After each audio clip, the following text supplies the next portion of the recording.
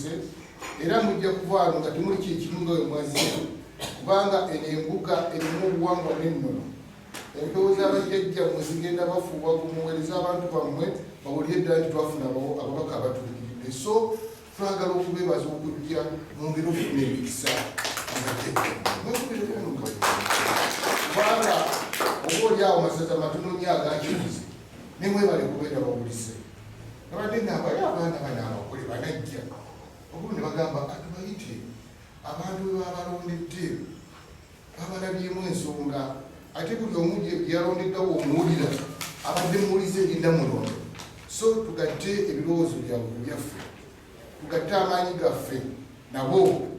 tutwale ekyagwe ku ntikko omuwandiisi w'olukanga g'abasomedde bulungi tulina ensonga nyingi zitwagala kutuukiriza nga bannakyagwe bakadde baffe bw'otunuulira ebizibu bino nga tutudde biri myaka 10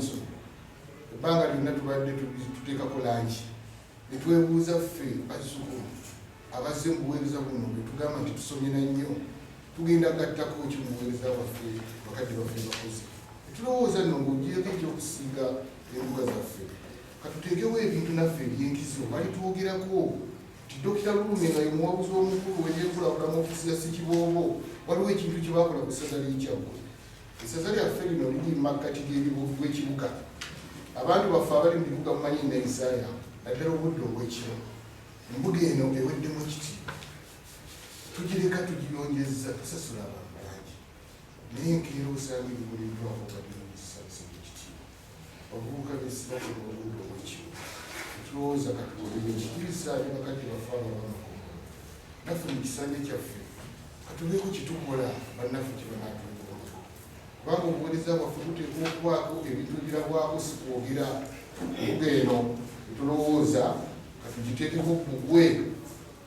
oyo agenda kuba nga dizayingiddwa bulungi nnyo ng'abantu ba Kabaka basobolera okutunda ku mbuga zaabwe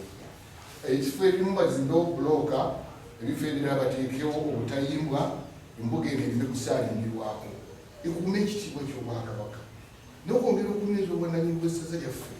bantu nnyo balowooza nti ebintu by'Obwakabaka n'ebyambo by'okubba embuga za Kabaka bazitunzi bazimazeewo oba oli awo tunayongera okukuuma embuga ya Ssaabasajja Kabaka era naffe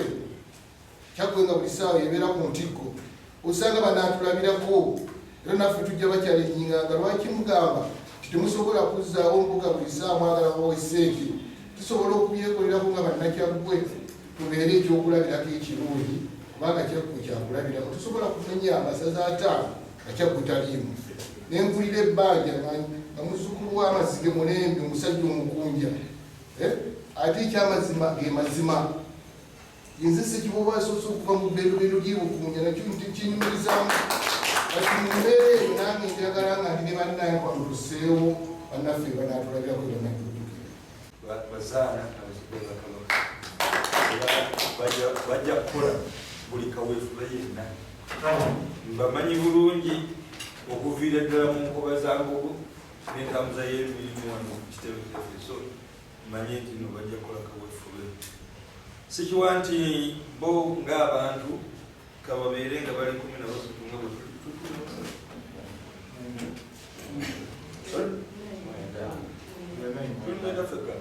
Mukyagwe bajja kusalamu constituencies ezimu batujja kuwereko mmanyi nti bano mpaawo wadde n'omu yafunye omusaala era tebanagufuna okutuuka mu Gwokutaano bajja kufunayo half salary naye kyemmanyi nti bajja kubeera n'omutima okuwaayo munnyo ddala nga tusoose omwegeeyamu buli lunamanyamu kyanasobola okukola naye nga kisinga obukulu Ssekiboobo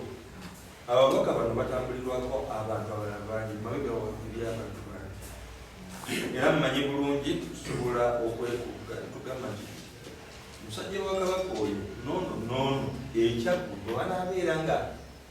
batuukiddwako bajja kuteeka mu kyagi kyaffe ensimbi ezinasobola okukolawo wakiriyaadio n'abazaana bazze on board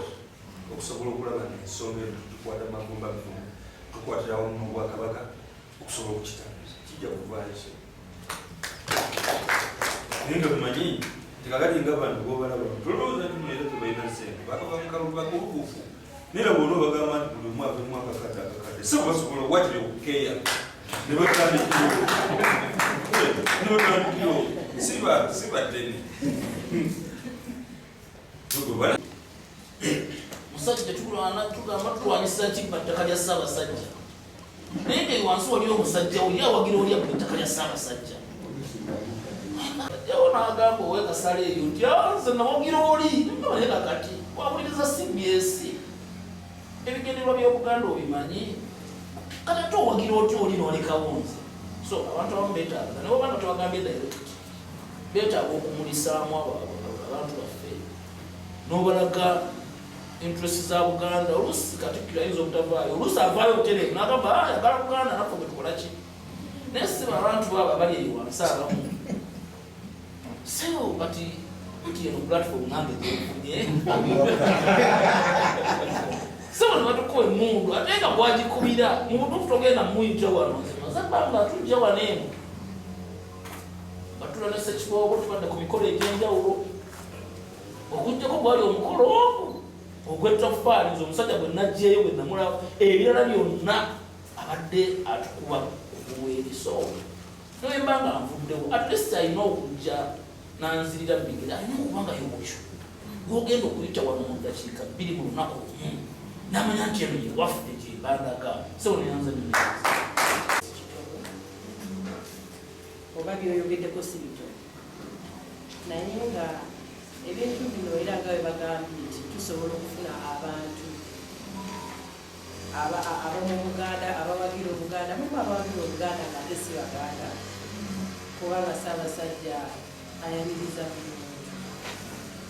naye nga nze nsuubira nti ekyo kintu ekyo twali kikozeeku levo eya gye bayise nga launch oba fundraising bannange nyinza obutakibateeka naye ate buli bwogendanga embuga nga waliyo ekyetaagisa empewo z'abajjajjabo tezikuwerekera bulungi nga tolina kyoleseeyo kubanga buli bwogendanga embuga n'otenga buli bwokwata oba nokyokoze eki nekyokutte oba ntegerekese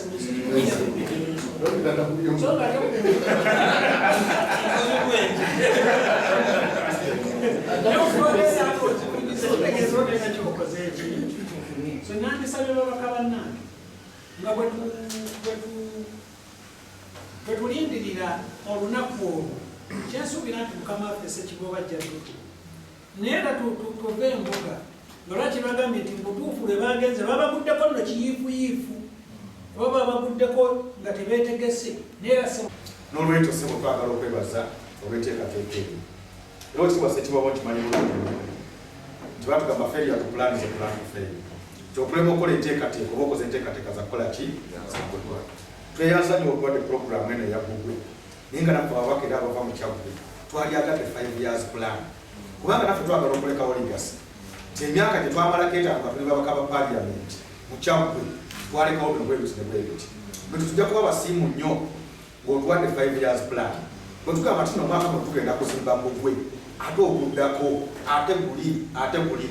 tugende nga twetegekera ensonga ezo oba olyawo naffe tugenda okutuuka mu 2026 nga n'okutuvuganya lutalo lw'amaanyi kubanga Abaganda bagamba nti evaamu amaka tebagitunda ate batukoze emirimu emirungi nga ate Ssekiboobo atereza lulimi wali n'abasajja bebaga nokyo bassebo ne bajja bensonga nkulu nnyo tukimanyi bulungi ng'ekirala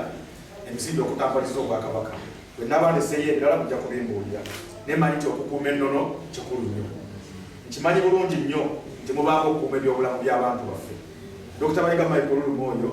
wakyakulabirako nnyo ensonga z'ebyobulamu era ategeka ensiisa z'ebyobulamu nnyingi nnyo zezamumenyesa n'omugongo ne bamukubakuba ne bamumenyamenya omugongo era Abaganda bagamba nkovunzira ogirabira ku biwundu ngabo nzira ogirabira ku biwundu oyo alina ebiwundu era musajja muzira era sijja kukyongeraku wekiba Ssekiboobo kimanyi bulungi nnyo nti ebyenjigiriza mulamwa munene nnyo era Ssaabasajja Kabaka abadde musaale nnyo bwe wayogera ogamba okutumbula ebyenjigiriza by'abantu baffe era ffe abatambulidde ku musingi gw'ebyenjigiriza kituufu nnyo mu Uganda abaana baffe bangi abasomedde ku basaliza Ssaabasajja Kabaka mu masomero ag'enjawulo ne universities. Nokyo kimanyi bulungi ekyo ensonga nkulu nnyo. Ebyenkulaakulana Katikkiro buli wayogera ekyenkulaakulana kimuva ku mumwa. Tunaakulaakulana tutya? Leero kimaze kibobo njagala nkubuulire abantu baffe bakola emirimu mingi nnyo naye emirimu emingi abamu gye bakola abamu tebagifunyeemu era n'embeera ya covid ekosezza nnyo abantu baffe. Ffe twasomera ku mmwanyi mukadde wange Yakobo kino yali mulimi wa mmwanyi era ffe twakula tumanye mmwanyi yetuwa ssente naye mmwanyi engeri gye yabula batugamba ne mukadama simanyi busaani bwa siriki simanyi bigati n'ebirala byonna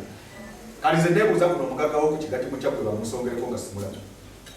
naye ng'ate bw'ombuuza abagaggawalira ku mmwanyi sobola okukola ki bwe kubakulaga. N'olwekyo okuzzaayo abantu baffe mu nsonga eyo ey'okulima n'okulima ebitegeerekeka. Wano mu Buganda buli omu alima kyasanze. Tomanyi oba ettaka eryo likkiriza obummonde okuddako n'obulima okukakana nga amagongolo gabuliiridde mu ttaka. Ku nkomerero abantu baffe ne basigala nga bali bwe batyo. Nti municipality genvaamu eyanjebe erimu amawanga mangi.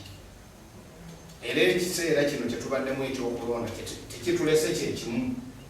kitutagudde abantu ba Ssaabasajja tebali wamu so beetaagisa okuzza awaki awamu.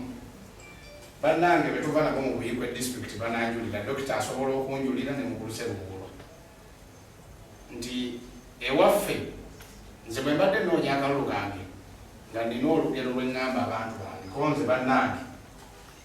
mulonde nze embwa y'okukyalo neeyita mbwa yakukyalo ate nga kituufu ndi mbwa yakukyalo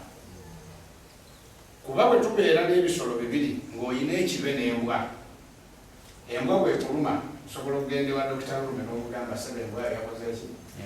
yanumye era bwe muginoonyanonyako emmanju awo akabwa ako muyinza okukasangawo era agamba waye nga kibi n'akuteeka mu ddwaliro lyo oba n'akutwala awalala nakkolako naye ekibe bwe kikuluma olwokawani